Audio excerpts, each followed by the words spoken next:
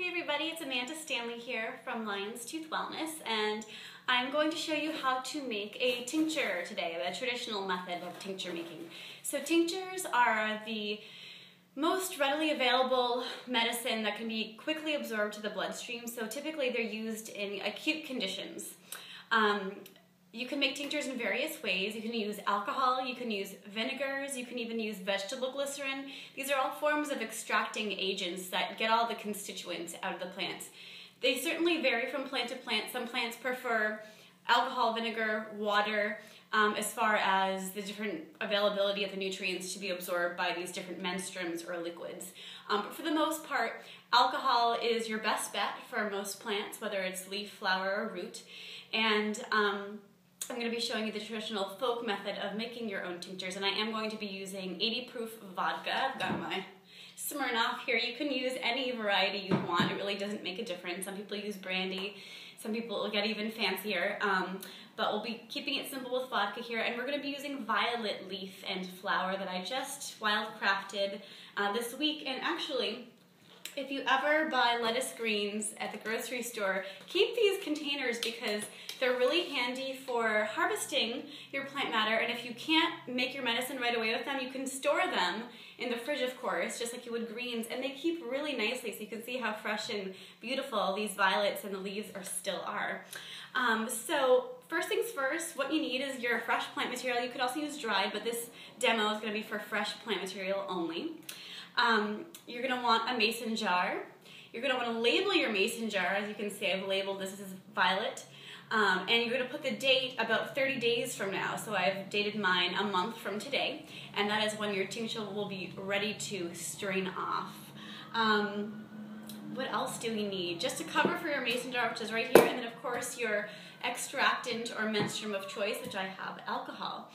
Because violet leaf and flower are so delicate and so tender, I don't really need scissors. If it was a tougher material or something like stinging nettles you didn't want to necessarily get stung by as you were processing, you would use scissors to chop it up into little pieces and put it into your jar. But I am just going to take handfuls here and simply tear it with my fingers. This is another great way to put your own love and energy into this process, thanking the plant, asking its energy to be provided within the tincture for whatever purpose you're hoping to use it for.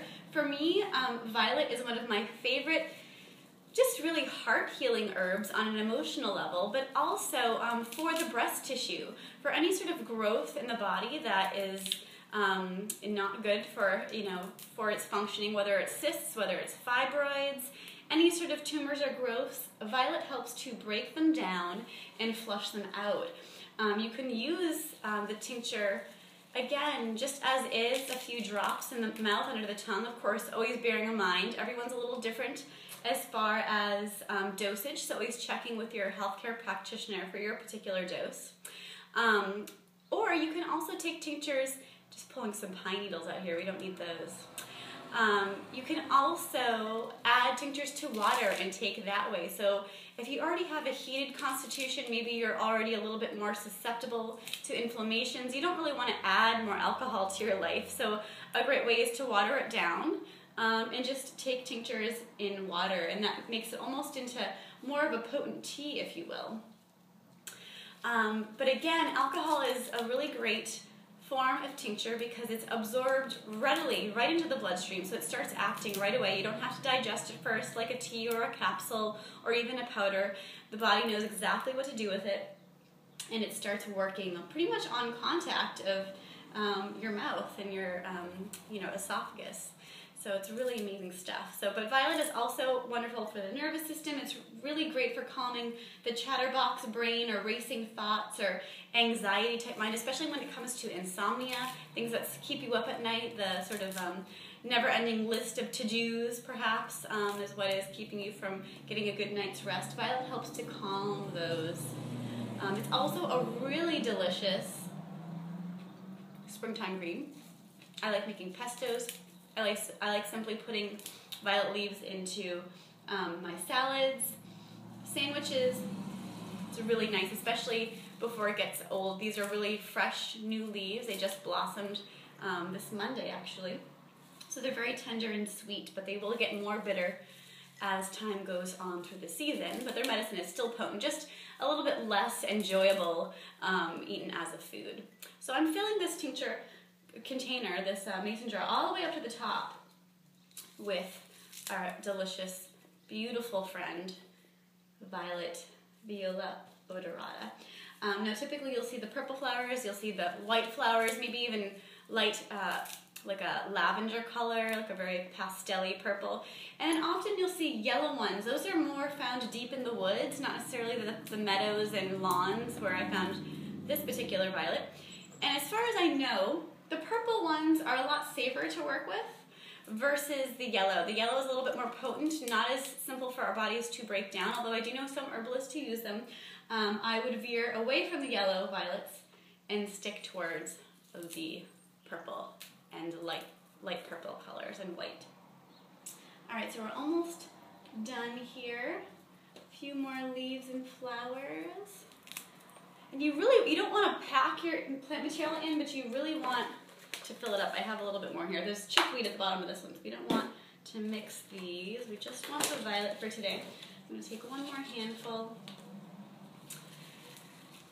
Blessing this amazing herb, giving it thanks and gratitude for helping make this medicine, offering itself to some helpful healing work for whoever is going to use it. Definitely I will be, but my clients as well. So as you can see, this is pretty much filled to the top here. I'm not, again, cramming it in, but this is a nice full container. Next, we're going to grab our alcohol and we're going to pour. Be mindful, this is a little bit of a messy process because we're going to fill it all the way to the tippy top eventually. So right now I'm filling it just about an inch away from the top. And I've realized I forgot one of the materials, which is a chopstick. You need a chopstick to kind of poke things around. I'm going to grab one. And this helps to get all the air bubbles out. So you really are just poking everything around. Making sure that you put your label on the container first, because we're going to make a mess in a minute and it's harder to put a label onto a jar that's a little bit more damp. So make sure you've labeled your container with what's inside, what sort of menstruum, and the date, about a month from the day that you make it, so you'll know when to strain it. It's also nice to kind of slap on the bottom a little bit, a couple times again, just to pop any of those air bubbles. Air invites microbes and mold and things into the mix, of course, because air just creates space for those dudes to jump on into our tincture, so we don't want that to happen. Hasn't happened to me yet, but there's always a first time, so we don't want to leave any gaps for air. So you're going to fill it all the way to the tippy top. I'm going to poke it around a couple more times.